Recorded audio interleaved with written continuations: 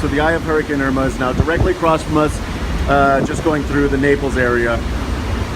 But I swear, these winds coming between the buildings here have definitely got to be. Oh, yeah. That's got to be over hurricane force. Holy crap! That's got to be a water spout. That's got to be a water spout from the shore. That is. That's a water spout. Water spouts come ashore. Water spout. That had to have been, yeah. That has to be. Look at all the stuff flying. That had to have been a water spout.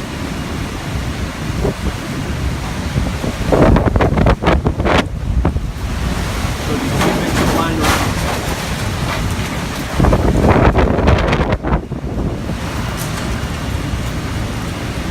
Did you see that? That was the water spout, wasn't it?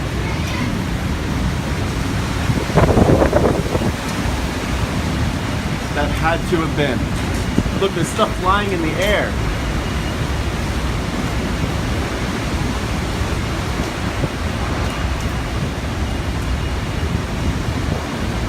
You see things have been lofted into the sky there. That was probably a rain-wrapped tornado. Water spout come ashore, turned tornado.